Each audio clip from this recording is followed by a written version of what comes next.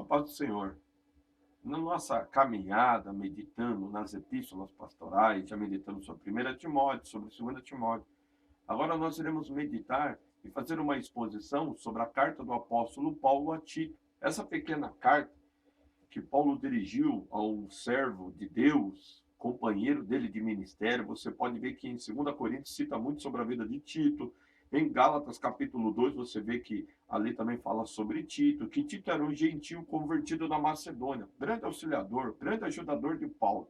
E quando Paulo evangelizou a ilha de Creta, Paulo confiou a Tito a igreja daquele lugar e os irmãos daquela região para estarem sendo instruídos, edificados, capacitados e preparados para a obra de Deus e dar continuidade à missão de proclamar o evangelho e manifestar a presença gloriosa do reino de Deus através da igreja naquele lugar. Então nós podemos ver que Tito foi um homem de grande experiência na palavra de Deus, foi um homem que foi companheiro de Paulo, por isso ele foi uma vida cheia do Espírito Santo, treinado, habilitado e capacitado para transmitir a outros aquilo que ele havia recebido do apóstolo Paulo, que era a doutrina apostólica, na qual todos os outros apóstolos ensinavam e transmitiam na virtude do Espírito Santo, porque eles receberam do Senhor Jesus Cristo para edificar a igreja como fundamento e templo e morada da habitação do Espírito Santo. E nós também podemos ver na vida de Tito algo precioso através da carta. É uma carta prática, é uma carta que se dedica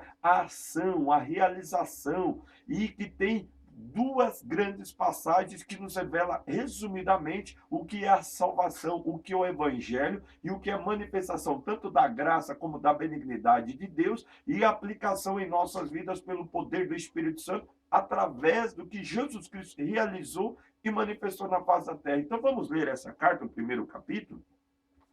Carta do apóstolo Paulo a Tito, começa dizendo assim: Paulo, servo de Deus e apóstolo de Jesus Cristo, segundo a fé dos eleitos de Deus e o conhecimento da verdade, que é segundo a piedade, em esperança da vida eterna, a qual Deus, que não pode mentir, prometeu antes dos tempos dos séculos, mas a seu tempo manifestou a sua palavra pela pregação que me foi confiada, segundo o mandamento de Deus, nosso Salvador. A Tito, meu verdadeiro filho, segundo a fé comum, graça, misericórdia e paz da parte de Deus, Pai, e do Senhor Jesus Cristo, nosso Salvador. Nós podemos dizer que Paulo ele se declara aqui como servo de Deus. Ele usa a palavra doulos, que significa escravo, aquele que está pronto para servir. Ele era um escravo, preso pelo evangelho em Jesus Cristo e em Deus Pai. E ele estava pronto para servir ao Senhor e como de Deus, ele era um escravo, ele era um servo, ele era alguém pronto a servir. E o Senhor Jesus Cristo o tornou apóstolo, que é alguém enviado com uma missão, com um propósito. No caso dos apóstolos, proclamar e anunciar o testemunho de Jesus Cristo com confirmação do Espírito Santo por sinais e maravilhas e edificação de igreja. E Paulo fala que isso é segundo a fé dos eleitos de Deus e do conhecimento da verdade. Esta fé dos eleitos de Deus significa o quê? Que todo aquele que ouve o evangelho e crê é escolhido e chamado por Deus, passa a ser uma pessoa participante da fé, precioso e glorioso, pelo conhecimento da verdade, que é a revelação, a manifestação, a ressurreição, a ascensão e a volta do Senhor Jesus Cristo. Ele é a verdade de Deus manifesta e expressa.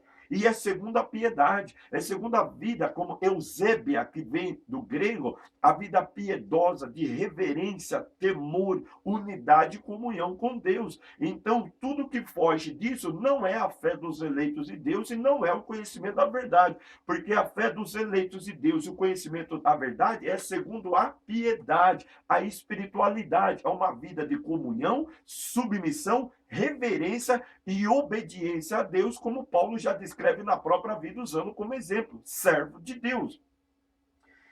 Em esperança da vida eterna, a qual Deus, que não pode mentir, prometeu antes dos tempos dos séculos. É uma esperança viva e preciosa. Por quê? Porque Jesus Cristo veio a esse mundo, Jesus Cristo viveu entre nós, Jesus Cristo morreu pelos nossos pecados, ressuscitou pelo poder do Espírito Santo na virtude de Deus, subiu aos céus e há de voltar. E nele nós temos a vida eterna, a participação da natureza divina e somos feitos filhos de Deus, herdeiros de Deus e cordeiros contigo, se com ele padecemos parecermos com ele, também sejamos glorificados.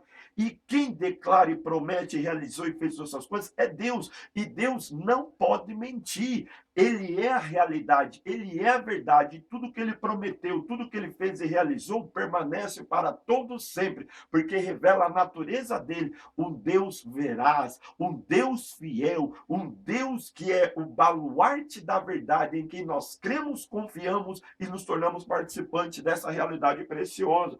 E ele prometeu antes dos tempos do século, antes da fundação do mundo, diz Apocalipse, o Cordeiro de Deus foi conhecido e manifestado e morto. E Pedro diz que o Cordeiro foi morto na fundação do mundo. Como isso?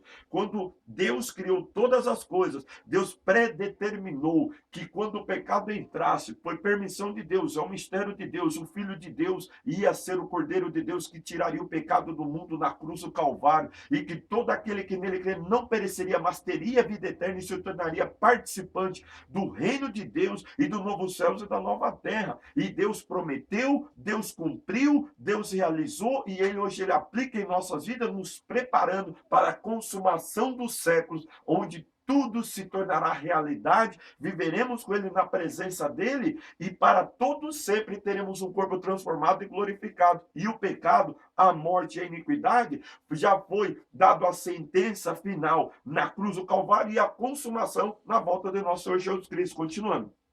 Mas a seu tempo manifestou a palavra pela pregação que me foi confiada, segundo o mandamento de Deus, nosso Salvador, ao tempo determinado de Deus. Diz Gálatas que na plenitude do tempo, Deus enviou seu Filho nascido de mulher, nascido sobre a lei, para resgatar os que estavam debaixo da lei. E pelo fato de sermos filhos, Deus enviou o Espírito de seu Filho em nós, na qual clamamos, Abba, Pai. Se somos filhos, somos herdeiros também. É no tempo determinado por Deus, e tudo se cumpriu e se realizou. Outro fato interessante é que não é o mensageiro que é importante, mas a palavra pela pregação, querusso, proclamação, anunciação. E esta palavra querusso era utilizada nos mensageiros enviados pelos reis, que adiante deles, anunciando que o rei estava chegando, que o rei estava presente, para todos sairão ao encontro do rei. Nós, como mensageiros, como servos de Jesus Cristo, somos enviados adiante neste mundo proclamar que o Rei dos Reis, o Senhor dos Senhores está voltando, que nós temos que nos preparar para encontrarmos o Rei e estarmos na presença dele. E isso vem pelo poder do Evangelho, pela virtude do Espírito Santo que nos capacita,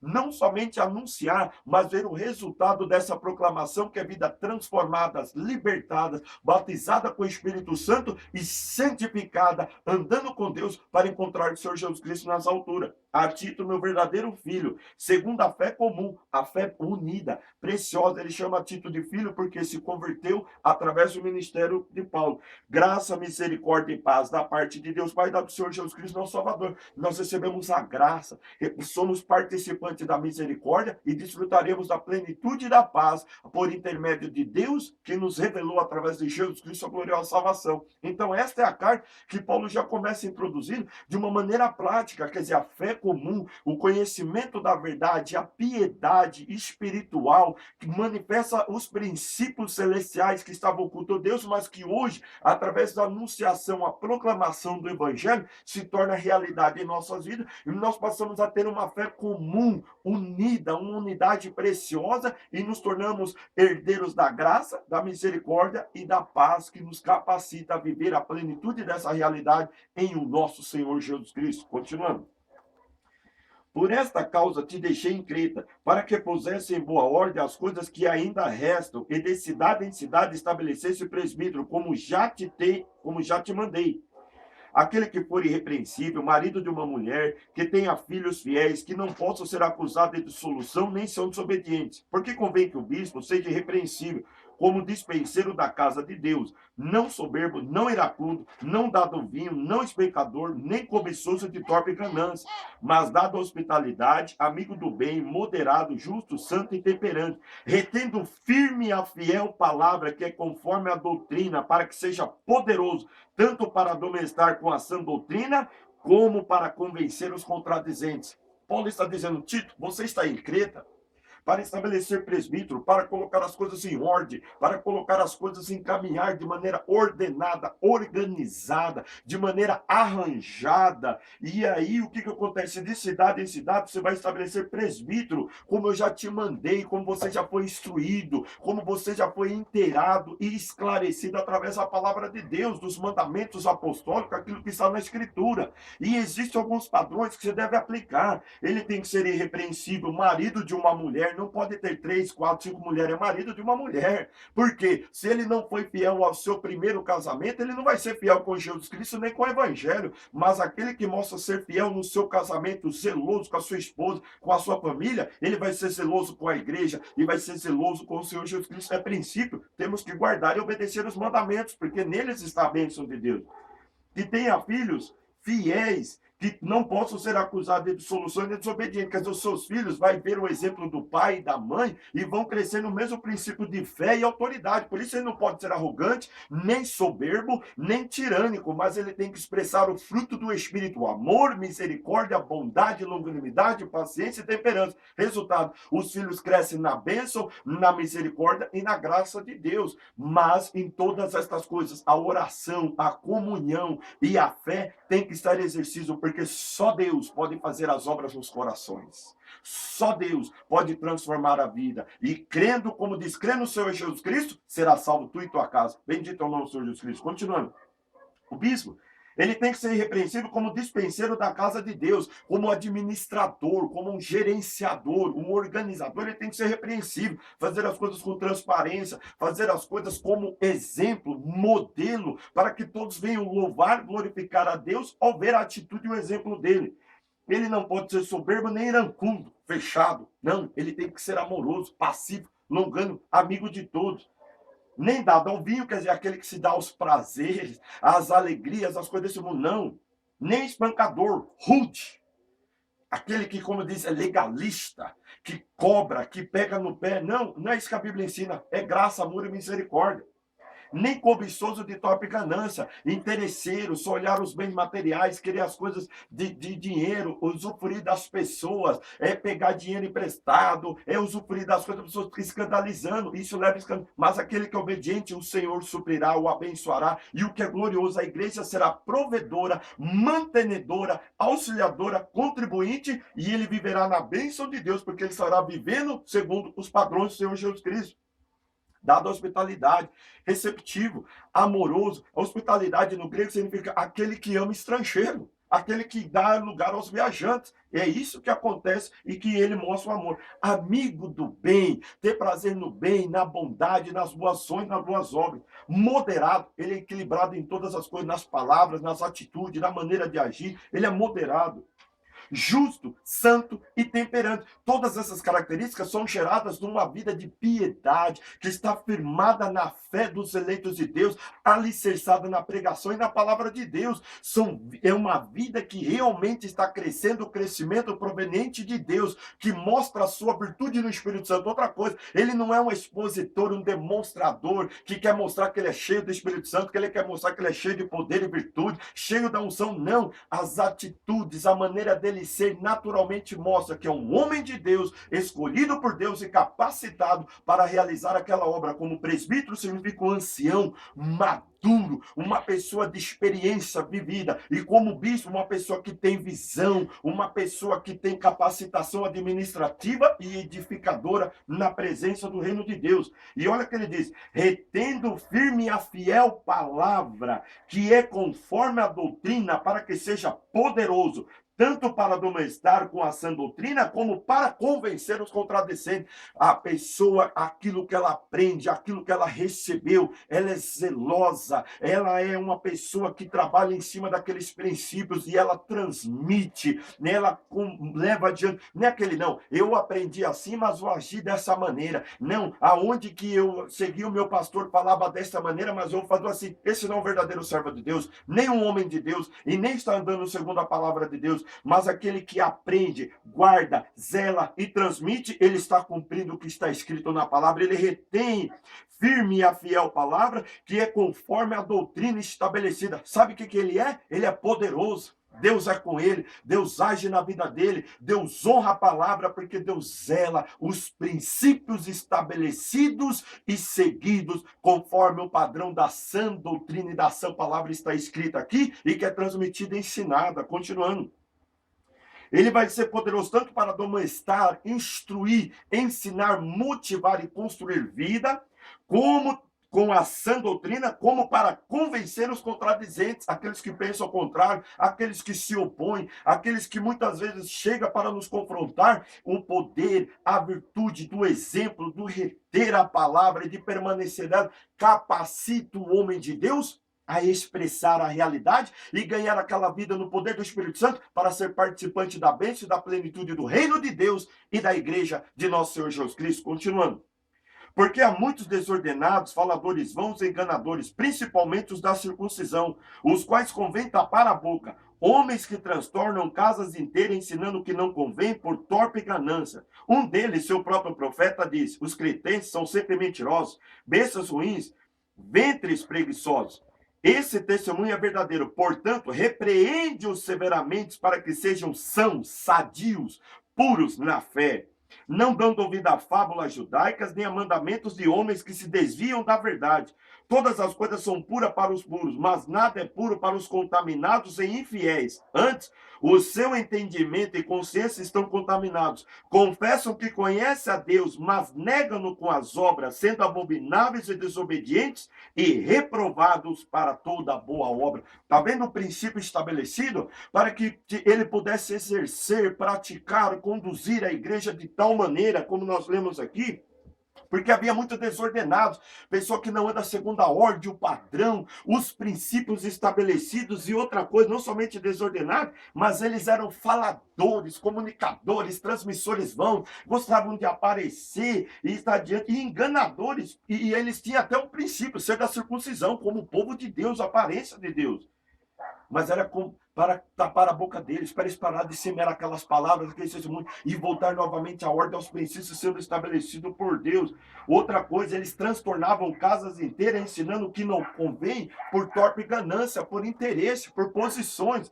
E tinha até profetas no meio dele. Um deles, seu próprio profeta, disse: os cretenses são sempre mentirosos, bestas ruins e ventres preguiçosos.